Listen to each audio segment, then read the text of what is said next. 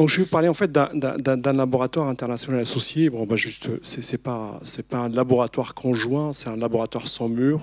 On a mis en place en fait des projets collaboratifs franco-chinois pour pouvoir développer des recherches dans les zones obscures en fait de notre planète, c'est-à-dire c'est l'océan profond, là où il n'y a pas de lumière.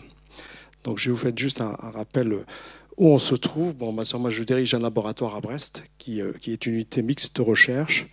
Qui est localisé en fait sur le technopôle brest-iroise, et on travaille principalement en fait sur les environnements extrêmes des fonds marins. Bon, c'est au-delà de 2000, 3000, 4000 jusqu'à 10 000 mètres, par 11 000 mètres de profondeur. Et juste pour vous dire que la vie est possible loin du soleil, loin de la photosynthèse, et ceci grâce en fait à ce qu'on appelle nous la chimiosynthèse bactérienne. C'est-à-dire, si on considère que la vie est possible sur Terre grâce à la photosynthèse qui est initiée par les algues et par les plantes pour pouvoir fixer le CO2 grâce à la lumière et à l'énergie solaire pour pouvoir fabriquer du sucre en fait, dans des polysaccharides et d'autres molécules qui vont servir et se mettre en fait dans la chaîne alimentaire, qui vont être consommées par un certain nombre d'organismes jusqu'à nous en quelque sorte.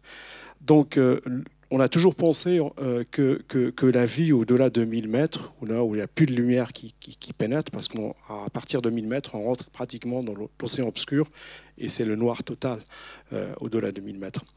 Et on se disait, bon, bah, tout ce qui arrive en fait, dans les fonds marins vient en fait, de la production de surface. Et là, on s'est complètement trompé, et cette idée a complètement changé depuis 1977. C'est la date en fait de la découverte pour la première fois en fait ce que les chercheurs ont qualifié des oasis de vie. Et c'était des géologues américains qui sont partis au large des Galapagos pour étudier en fait le volcanisme, la tectonique des plaques à ce niveau-là. Et ils ont aperçu en fait qu'il y a une défaillance, un problème en fait thermique. Parce que l'océan, la plupart des océans, le fond des océans, c'est à 2 degrés, à l'exception de la Méditerranée et de la mer Rouge. La Méditerranée, on est à 13 degrés, même à 5000 mètres. Et la mer Rouge, on est pratiquement à 22 degrés, même à 2500 mètres. Donc, à l'exception de ces deux coins, ces endroits, le reste de la planète, c'est à 2 degrés. Et donc, il y avait quand même des mesures qui ont montré qu'il y a une perturbation thermique, qu'il y a quelque chose qui se passe. Et c'est vrai que c'est en s'approchant de ces endroits-là, ils ont découvert ce qu'on appelle les sources hydrothermales, sur lesquelles il y a une vie luxuriante. C'est-à-dire, ils ont découvert du côté des Galapagos ce qu'on appelle des vers géants de Riftia. Et comment c'est possible, en fait, cette vie à côté de cheminées hydrothermales, où quand on mesure, en fait, on analyse le fluide hydrothermal qui sort à 400 degrés à peu près, qui est chargé d'hydrogène, de monoxyde de carbone, d'hydrogène sulfuré, d'hydrogène, de beaucoup de métaux lourds. Comment la vie est possible dans ces conditions? C'est-à-dire, nous, on ne résistera pas une seconde. Donc, il y a beaucoup de gradients qui se créent dans un environnement chaotique. On a un gradient d'oxygène parce que le fluide qui sort en fait à plusieurs degrés, à 400 degrés, et à côté, on a l'eau de mer qui est à 2 degrés. Il y a un gradient qui va de 2 à 400 degrés, pratiquement. On a un environnement qui est complètement anoxique, il n'y a pas d'oxygène, vers un environnement qui est oxique. On a des molécules oxydées du côté marin et des molécules réduites de l'autre côté. Bon, toutes les conditions en fait, de la naissance, du maintien de la vie sont réunies. Maintenant, il nous reste en fait à savoir qui est responsable de tout ça, qu'est-ce qui démarre en fait cette vie en fait dans ces environnements. Et c'est là on s'est rendu compte que les bactéries jouent un rôle assez important à ce niveau-là. C'est grâce à ces bactéries-là qui sont capables de faire ce que font les plantes et les algues à la surface de la Terre, c'est-à-dire de fixer des molécules très très simples. Ils sont capables de fixer le CO2 et le transformer en sucre et le transformer en d'autres molécules. Et ce qui fait quand même, ça crée une chaîne alimentaire qui va permettre en fait à des vers, à des crevettes, à des crabes et à d'autres animaux de se maintenir à ce niveau-là. Parce que la plupart des animaux, ils n'aiment pas le fluide hydrothermal, c'est trop chaud. Donc c'est sûr que le fluide, il sort à 400 degrés, mais il n'y a pas de vie à 400 degrés. La vie commence pour l'instant à 122, maximum 120, 130. Et ça va jusqu'à 2 degrés. Donc je vais passer Donc ce travail sur les fonds marins ou cette collaboration a été initié avec les collègues chinois. Donc c'est la diapositive suivante parce que sinon je vais un petit peu parler. Donc c'est avec les collègues en fait de l'Institut d'océanographie de Xiamen. C'est en sud-est de la Chine, en face de Taïwan. Donc c'est un laboratoire, c'est un premier laboratoire en fait qui travaille sur la microbiologie abyssale en Chine. C'est ce qu'ils appellent en fait au niveau chinois le State K, c'est Laboratory, ils ont un label. Donc il y a un seul laboratoire qui est le National, le label national, National K Laboratory, c'est à Qingdao au nord, mais la plupart ils ont en fait le label State K. Donc ils travaillent beaucoup sur les ressources génétiques marines, notamment des fonds marins.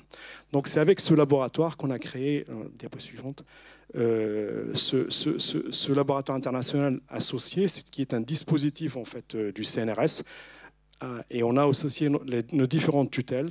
Donc quand je vous rappelle que mon laboratoire que je dirige, c'est un laboratoire mixte où j'ai du personnel CNRS, du personnel IFREMER et du personnel universitaire. Du côté chinois, c'est un laboratoire, c'est ce qu'on appelle le 3e institut d'océanographie, qui sont liés à une structure qui s'appelle la SOA, ou State Ocean Administration. Et c'est donc le 3e institut. Il y en a le premier, je pense, c'est du côté de Qingdao, le deuxième, c'est Hangzhou, et le troisième, il se trouve à Xiamen. Donc, le 28 novembre dernier, en présence des différentes tutelles ou des représentants des différentes tutelles, on a signé l'accord officiel de la création de ce laboratoire international associé qui s'appelle MicroPsy. C'était à Brest.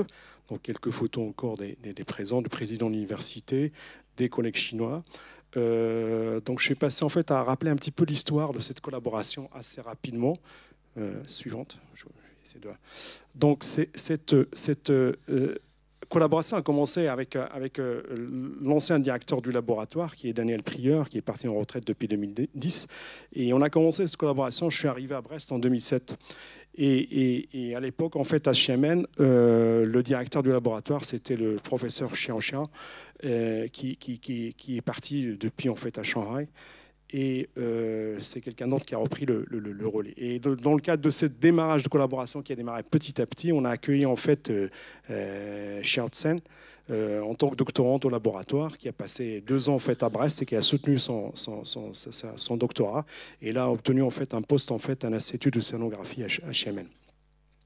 Donc, auquel s'est rajouté d'autres chercheurs du laboratoire. Karine Alain, qui est la responsable de ce LIA, qui n'a pas pu venir en fait vous présenter le travail, et Shao Tsongse, qui est le directeur actuel du laboratoire à Xiamen, qui est le co-directeur en fait du LIA. Donc, on a accueilli aussi dans un premier temps aussi un étudiant qui s'appelle John Wei Kao, qui a soutenu sa thèse il y a 3 ans. Et au retour en Chine, il a obtenu en fait un poste de chercheur à l'université océanique de Shanghai. Donc d'autres chercheurs se sont intéressés au projet et ça commence à prendre beaucoup d'importance, avec quelques chercheurs au départ. J'étais presque tout seul au début. Petit à petit, j'ai réussi en fait à convaincre tous les autres et ça a permis de prendre, et on est en train de travailler sur plein de choses. Donc cela a été possible en fait grâce à des aides pour pouvoir faciliter les mobilités, notamment des mobilités étudiantes. Et donc les aides qu'on a obtenues, c'est des programmes du ministère des Affaires étrangères, comme les programmes hypercuriens, qui permettent sur 1 an, voire 2 ans, de financer en fait des mobilités. Ça a permis d'accueillir des étudiants chinois au laboratoire. Ça nous a permis de rendre visite au laboratoire chinois pour mettre en place des projets de collaboration. Donc voilà un petit peu la liste de différents étudiants aussi qui ont visité les différents laboratoires. On a également obtenu un financement, une aide du CNRS, c'est des programmes qu'on appelle les programmes PIX. C'est les programmes internationaux de collaboration scientifique. Donc ça, je vais passer. Après, je vais faire quelques focus sur quelques résultats sans rentrer trop dans les détails. On a beaucoup travaillé en fait sur les fonds marins, et comme vous savez en fait sur les fonds marins, la pression hydrostatique est quelque chose d'omniprésent. Je vais juste l'illustrer assez rapidement pour vous montrer un petit peu ce que ça représente. Pour les gens, ça ne parle pas. La pression, l'unité de la pression, c'est le pascal, c'est l'atmosphère. Donc ici, on est pas loin du bord de la mer, on est à 1 atmosphère. Et plus on plonge dans l'océan, plus la pression va augmenter. C'est-à-dire en se retrouvant à 1000 mètres de profondeur, on est à 100 atmosphères. Donc si on la transforme en pression réelle, c'est-à-dire ce qui parle peut-être à certains d'entre vous, ça correspond en fait à 100 kg par centimètre carré. Donc la surface d'un humain, donc c'est 1,9 mètre carré pour un homme, 1,7 mètre carré pour une femme. Donc vous calculez le nombre de kilos que vous supportez en fait à 1000 mètres de profondeur. Et donc là, je l'ai illustré en fait avec le nombre d'éléphants que vous pouvez supporter à 1000 mètres. Donc 30 à raison d'un éléphant africain de 7 tonnes. Donc ça représente 30 éléphants à 1000 mètres, 180 à 6000 mètres. Et en fait, à 11 km, c'est-à-dire à la fosse des Mariannes, il faut supporter en fait 300 éléphants. Et sinon, on pourrait dire, juste le représenter, 1100 kg par centimètre carré, ça représente en fait le poids d'une voiture. 1 tonne par centimètre carré, donc vous imaginez un petit peu la pression. Et ce qui fait que, bon, rien qu'en regardant ça, on peut se dire, ah ben tiens, c'est possible que la vie est impossible, parce qu'il y a une contrainte assez importante, à laquelle se rajoute en fait ce qu'on appelle l'oligotrophie, c'est-à-dire le manque de ressources énergétiques, des températures qui sont basses, à l'exception des sources hydrothermales où ils sont très très chaudes. Donc il y a quand même des conditions extrêmes. Et pourtant, la vie est possible. Donc on avait effectué une campagne océanographique en 2007 et ça a démarré aussi à la fois une collaboration franco-russe et une collaboration franco-chinoise sur le site qui était à l'époque le site hydrothermal le plus profond, qui a 4200 mètres de profondeur. Mais on a découvert plus récemment en fait, un autre site sur la fosse des Caïmans où la profondeur est à 5000 mètres de profondeur. Donc, c'est les sources hydrothermales les plus profondes. Donc, on a réussi en fait à récupérer des échantillons d'une cheminée hydrothermale. Donc, vous voyez un petit peu la cheminée, des cheminées actives qui sont complètement noires, les autres qui sont complètement éteintes, en utilisant en fait des bras du robot de Victor, qui est un robot qui permet en fait de descendre jusqu'à 6000 mètres de profondeur, qui est relié avec un câble avec le bateau. Ici, c'était le pourquoi pas. Et ça permet en fait de téléopérer en fait ce robot de la surface pour pouvoir faire des prélèvements, faire des observations, faire des vidéos et ainsi de suite. Donc on a prélevé des échantillons de cheminées qu'on a préparés sur le bateau et qu'on a pressurisé à des pressions qui sont équivalentes à celles je dirais de l'endroit où on a échantillonné. C'est-à-dire on est à 4000 mètres, c'est 40 mégapascals ou 400 bars de pression. Au retour au laboratoire, on a lancé en fait des expériences d'enrichissement et de cultivation, de culture, pardon. C'est les termes en français et anglais qui se mélangent. Et on a réussi en fait à isoler le premier micro-organisme en fait hyperthermophile et piézophile obligatoire. Piézophile, c'est un organisme qui aime la pression. Il a besoin de pression pour pouvoir se développer. Donc cet organisme-là, il a besoin d'un minimum de 200 bars ou de 20 mégapascales pour démarrer son cycle cellulaire. Et la pression optimale de croissance elle se trouve à 50 mégapascales. Il est capable de pousser jusqu'à 130 mégapascals, soit 1300 bars de pression.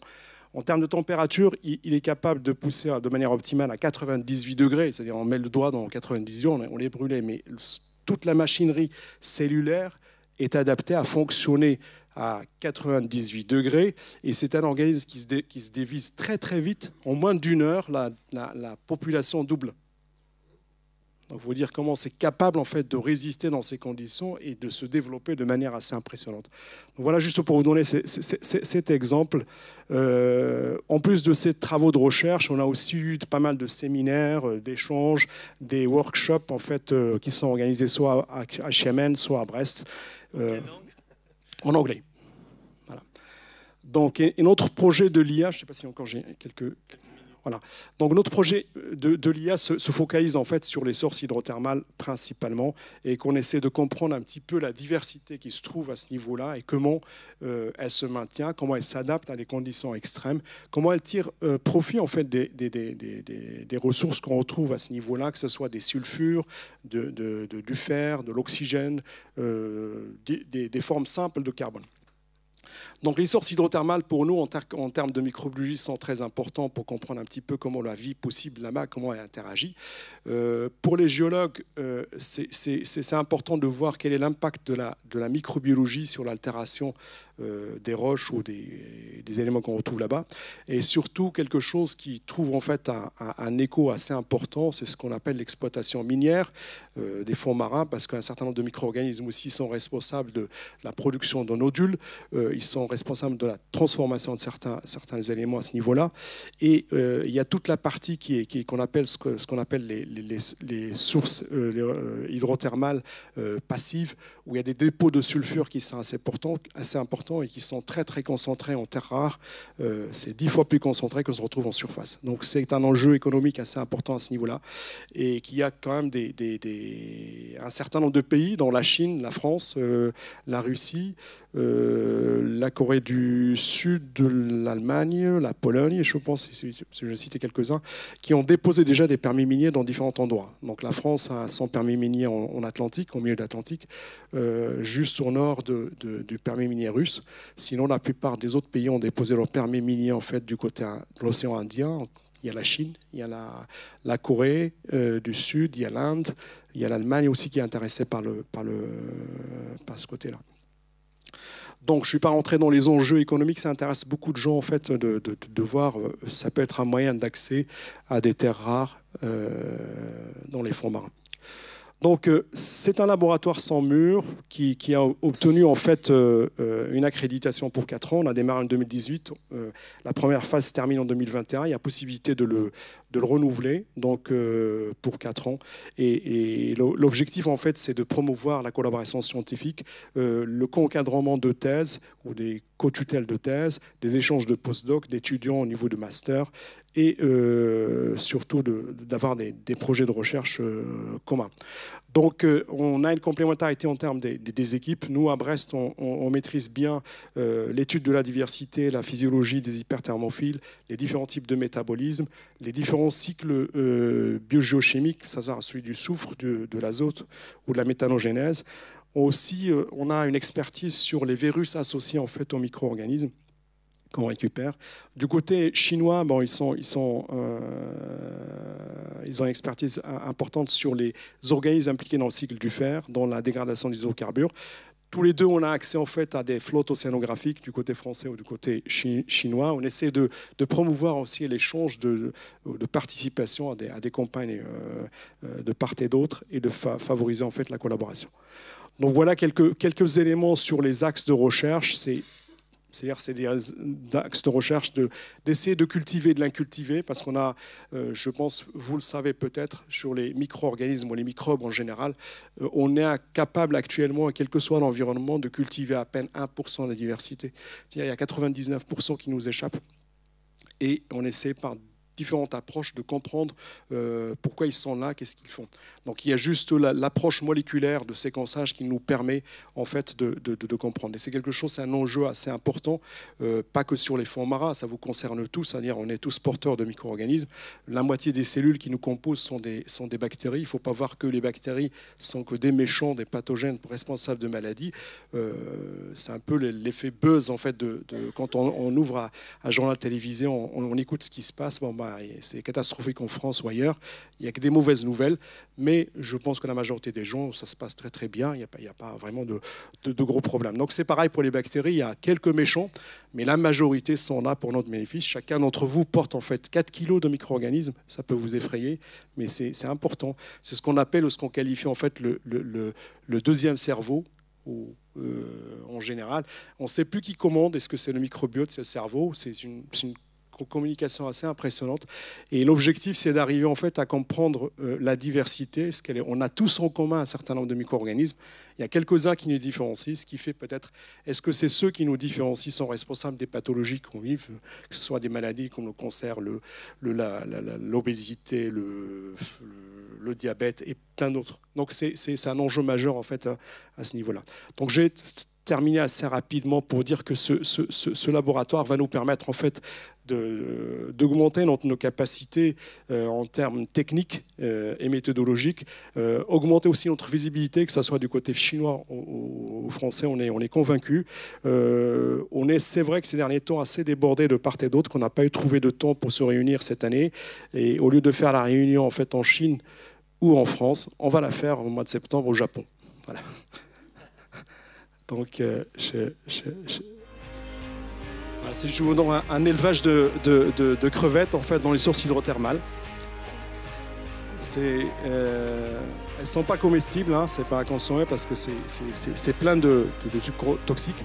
C'est une crevette assez intéressante en fait. Elle vit à côté des cheminées hydrothermales.